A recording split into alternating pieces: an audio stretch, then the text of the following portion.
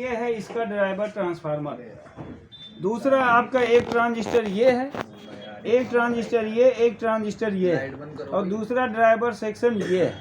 यहाँ पे देखो एक ट्रांजिस्टर लगा है जो मॉसफेट के गेट में लगा होता है, और इधर भी एक वो लगा है ट्रांजिस्टर जो मॉसफेट के गेट में लगता है।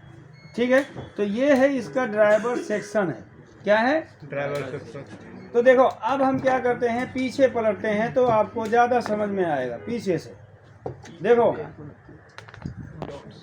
इन्होंने क्या किया है, मार्किंग कर दिया है, आपके लिए आसान कर दिया है, आपको समझना आसान होगा।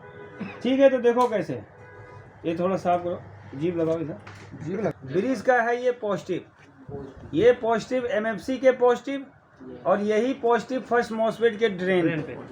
एमएफसी का नेगेटिव दूसरे एमएफसी के पॉजिटिव से, तो ये एक जंक्शन बन गया। पॉजिटिव नेगेटिव क्या बना? जंक्शन बना। और इस एमएफसी का नेगेटिव ये हुआ, नेगेटिव कहाँ पे है? ब्रिज के नेगेटिव से जुड़ा है, लेकिन यहाँ पे एक रिले का यूज किया है। ठीक है ना। अब यहाँ पे अगर हम देखेंगे तो हमें इनपुट का हाफ वोल्टेज देखने को मिलेगा। कितना मिलेगा? हाफ। और यही हाफ वोल्ट यहाँ पे देखो एक स्टार्टअप कैपेसिटर है, एक टर्मिनल ये है, एक टर्मिनल ये है इसका। और यहाँ पे देखो स्टार्टअप कैपेसिटर के एक टर्मिनल से मेन ट्रांसफार्मर का प्राइमरी वाइंडिंग जुड़ा है, T1 और T2 जुड़ा हुआ है। समझ में आया? ये स्टार्टअप कैपेसिटर का एक टर्मिनल है, और ये क्या है? ट्रांसफार्मर का एक टर्मिनल है, और ये ट्रांसफार्मर का दूसरा टर्मिनल है, ये इसी से जुड़ा हुआ है। अगर हम इन जंक्शन से चेक करेंगे तो ये क्या देगा? बीप साउंड दिया, दिया ना। अब ये ट्रांसफार्मर में आ गया, और यही कहाँ आ गया? यहाँ आ गया। ठीक है, अब कैपेसिटर का दूसरा टर्मिनल देखो कॉइल पे, ये क्या है? कॉइल है। बीप साउंड दिया। ये देखो सबसे ज़्यादा मैं बता रहा हूँ, ये ओपन हो जाता है, ये बहुत प्रॉब्लम देखने को मिलेगा आपको इसमें। ये ओपन हो जाता है, इसको चेक करोगे बीपे नहीं आएगा। अरे जब बीप नहीं आएगा तो सर्किट स्टार्ट नहीं होगा। याद रखना, ये बहुत ओपन हो जाता है, कॉइल ओपन हो जाती है। हाँ, ये कॉइल ओपन हो जाता है, इसकी रिवाइंडिंग टूट जाती है। कभी कभी हाई एम्पियर जाने से ना इसकी रिवाइंडिंग टूट जाएगी। आपका टोटल सर्किट ओके होगा, लेकिन स्विचिंग स्टार्ट नहीं होगा। आप परेशान हो जाओगे, यार ड्राइवर सेक्शन क्यों नहीं चालू हो रहा है, जब AC DC सब कुछ सेंस कर लेगा। लेकिन ये क्या करेगा ना, जब ये चालू नहीं होगा तो आपका ड्राइवर नहीं चालू हो सकता है। ये सबसे ज़्यादा याद रखना, ये हमेशा क्या देता है?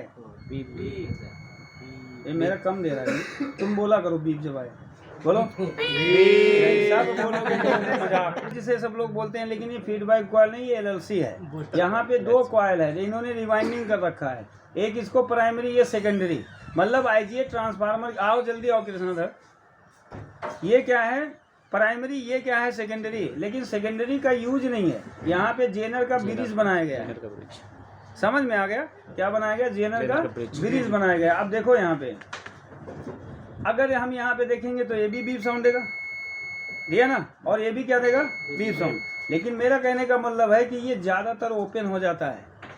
अब आपके पास आएगा तो पहले अगर वो बोले, अगर आपने सब कुछ चेक कर लिया, शॉर्टिंग नहीं, कुछ नहीं, चार्जर चालू ना हो, इसी को चेक करो, ये बीप साउंड नहीं देगा, इसी को उठा के चेंज करो, तुम्हारा तुरंत स्विचिंग हो जाएगा।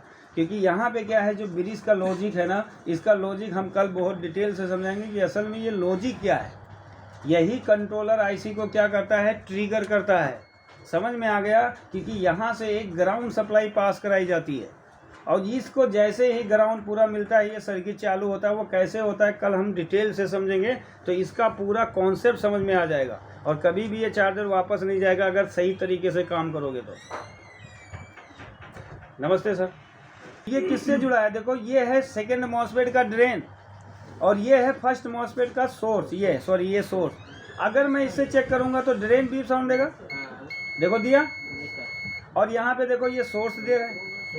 तो इसका मतलब जब ये मॉसफेट स्विचिंग करता है तो ये सोर्स ड्रेन पे जो AC पल्स बनाएगा वो किसको देगा? इस कॉइल को देगा। तो कॉइल भी क्या करता है? एक मैग्नेटिक फील्ड बनाएगा।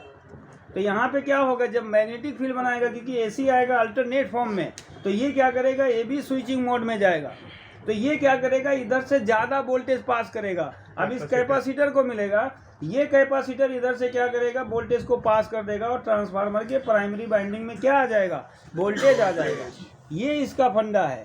वैसे अदर चार्जर में देखेंगे तो ट्रांसफार्मर हमेशा जुड़ा होता है सोर्स और ड्रेन से। देखो नहीं आ रहा अभी, कोई भी कॉइल चेक करो नहीं देगा अभी। सर इसमें T1 और T2 पोर्ट कैसे पता करेंगे ट्रांसफर? ये इसका T1 और ये इसका T2, ये इसका T1। अच्छा अलग ही पिन। हाँ अलग। और हमेशा याद रखो, वैसे कहीं कहीं देखोगे ना तो इसका T1 जुड़ा होता है फर्स्ट मॉसफेट के सोर्स से, T2 जुड़ा होता है सेकंड मॉसफेट के ड्रेन से। मतलब ऐसे झोला बना दिए, मतलब इन्होंने क्लोज कर दिया कि मैग्नेटिक फील्ड वहाँ पे गनगन गनगन नचाना मेरे। कॉफी आया मेरे लिए। Yes sir. वीडियो शूट किया ना। हाँ? समझ में आया? तो कभी कभी ना ये ट्रांसफार्मर का T1 T2, T1 हमेशा फर्स्ट मॉसफेट के सोर्स से, T2 हमेशा सेकंड मॉसफेट के ड्रेन से, ये जुड़ा होता है। लेकिन इसमें ना इन्होंने नहीं जोड़ा है। इन्होंने क्या किया है, T1 T2 इसी को घुमा दिया है। मतलब क्या कर दिया है, इसको घुमा दिया है। देखो अगर इसको चेक करो, इसको चेक करो, तो T1 T2 यहीं पे बांध दिया है उसको। यानी मैग्नेटिक फील्ड इतना खतरनाक रहेगा कि इसको बांध दिया है एक कैपेसिटर के द्वारा। समझ में आ गया? तो ये चीज़ें हैं। अब देखो ये है मॉसफेट का गेट, सेकंड मॉसफेट है, इसका सोर्स क्या होना चाहिए, नेगेटिव। देखो ये नेगेटिव है, और ये फर्स्ट मॉसफेट का है सोर्स। तो गेट और सोर्स में पहले क्या होता है, कंपोनेंट्स लगे होते हैं। क्या लगे होते हैं? देखो एक लगा होगा यहाँ पे रजिस्टर, ओ सॉरी है, गेट सोर्स में चेक कीजिए ना, ड्रेन सोर्स। ये है रजिस्टर। देखो ये हमेशा आपको मिलेगा, एक रजिस्टर ड्रेन में है, ये रजिस्टर का दूसरा टर्मिनल ये जुड़ा होगा इस कैपेसिटर से, कैपेसिटर का दूसरा टर्मिनल जुड़ा होगा सोर्स से। तो इन्होंने ये रजिस्टर, ये जो लंबा वाला मैंने बनाया था, ये है जो ड्रेन और सोर्स में लगाया जाता है। और यहाँ पे गेट, यानी गेट को प्रोटेक्शन देने के लिए एक रजिस्टर लगाया है, एक कैपेसिटर लगाया है, एक जेनर लगाया है। और इनका ये जो टर्मिनल है दूसरा किससे जोड़ रखा है, सोर्स से। समझ में आ गया? तो ये एक कंपोनेंट्स है, एक कंपोनेंट्स ये है, एक कंपोनेंट्स ये है। और इसी सोर्स ड्रेन से क्या जुड़ा हुआ है, ये ट्रांसफार्मर का एक वाइंडिंग जुड़ा हुआ है। देखो ये ट्रांसफार्मर का T1 टर्मिनल है सेकेंडरी का, और T2 टर्मिनल जुड़ा किससे, सोर्स से जुड़ा है ना। तो ये ट्रांसफार्मर जो ड्राइवर ट्रांसफार्मर है, इसका ये सेकेंडरी वाइंडिंग है। तो ये T2 जुड़ा है सोर्स से, T1 जुड़ा है गेट से। तो देखो यहाँ पे जब T1 पे AC आएगा तो एक रजिस्टर लगाया है, ये क्या है, रजिस्टर है। और इसके बाद यहाँ पे देखो एक और रजिस्टर है, और एक क्या है, डायोड का यहाँ पे क्या है, एनोड है। क्या है, एनोड। तो देखो अगर मैं यहाँ पे लगाऊंगा तो ये वाला हमारा क्या देगा, बीप साउंड। तो ये ए भी देगा, ए भी देगा, लेकिन ये रजिस्टर HBR होता है। अब इस रजिस्टर का दूसरा टर्मिनल जुड़ा है इस ट्रांजिस्टर के बेस से, जुड़ा है ना। अब ये डायोड का जो भी कैथोड होगा यहाँ पे क्या जुड़ा हुआ है, एमीटर से। और यहीं पे एक रजिस्टर लगा के इन्होंने किससे जोड़ा है, गेट से। तो ये कंपोनेंट याद रखना, पहला रजिस्टर, फिर इसके बाद एक रजिस्टर, ये आपका वही रजिस्टर है जो बेस और गेट में लगा होता है। क्योंकि गेट पे जब पल्स जाएगा, वोल्टेज जो जाएगा, वही वोल्टेज ये रजिस्टर इसके बेस को करेगा। यानी जब गेट चालू हो तो ये ट्रांजिस्टर ऑफ होना चाहिए। जब गेट इसका मतलब क्या करेगा, जब ये 0 करेगा तो ये ट्रांजिस्टर ऑन होगा, और ये गेट की ही वोल्टेज को क्या करेगा, इस पे भेज देगा। तो यहाँ पे डबल वोल्टेज, अब डबल वोल्टेज होगा तो यहाँ पे डबल स्विचिंग होगा तो एक हाई एम्पियर। समझ में आया? तो ये फंडा है। तो यहाँ पे देखो सेकेंडरी का ये है, पहले हम इसका चेक करा देते हैं ड्रेन वाला। ड्रेन में एक रजिस्टर है, ये रजिस्टर 22 ओम का दूसरा टर्मिनल, जो कि हर एक चार्जर में आपको देखने को मिलेगा। अब ये 55 ओम का बन गया,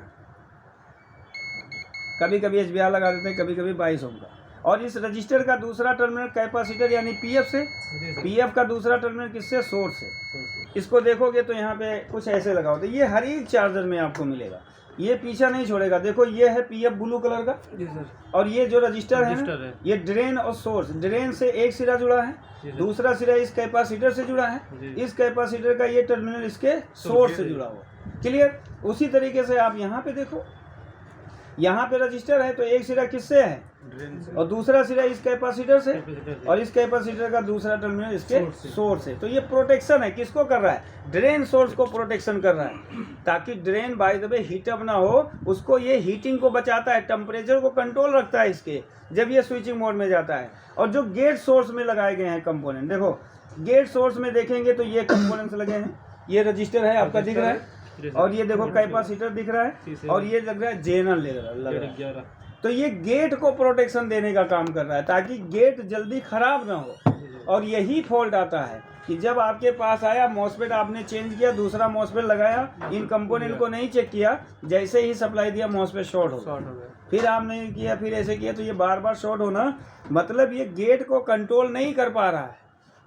समझ में आ गया? तो हमेशा ऐसी फॉल्ट आए ना तो इन तीनों को चेंज कर दो, मत उनको चेक करने जाओ, हमें चेंज करना होता है। देखो ये तीनों जो लगे होते हैं, एक रजिस्टर लगा है गेट में, उसका दूसरा सिरा जुड़ा है सोर्स से, फिर एक कैपेसिटर लगा है, एक सिरा गेट में, दूसरा सिरा सोर्स में, फिर जेनर का कैथोड गेट से और एनोड किससे? सोर्स। जनरल कौन सा है? हाँ, जनरल कौन सा है? अब ये देखना पड़ेगा इसको खोल खाल के, उसके ऊपर कोई कोड लिखा है। Z11 लोकेशन नंबर है उसका? लोकेशन नंबर कोई नहीं वो हम चेक कर लेंगे, ठीक है ना। तो अब हम आ जाते हैं यहाँ पे, देखो यहाँ पे वो ट्रांजिस्टर है बड़े वाले, और इन्होंने समझाया है कि इसका ये ट्रांजिस्टर का ये कौन सा पिन होगा। देखो क्या दिया है, बेस। क्या होगा? बेस। फिर इन्होंने बताया कि इसके कुछ लगा हुआ है, बेस में भी एक रजिस्टर लगा हुआ है। देखो ये रजिस्टर इन्होंने इसी से जोड़ दिया, तो आप समझ जाओ इसके बेस में एक रजिस्टर होता है, और इस रजिस्टर का दूसरा टर्मिनल ये है, दूसरे ट्रांजिस्टर के किससे जुड़ा होता है? कलेक्टर से जुड़ा होता है ना। तो ऐसे समझोगे तो समझ जाओगे। फिर ये क्या कह रहा है, ये इसका पिन क्या है? एमीटर है, ओ सॉरी बेस है, ये बेस है, और ये वाला पिन क्या है? एमीटर है। तो दोनों ट्रांजिस्टर का एमीटर आपस में जुड़ा होता है ना।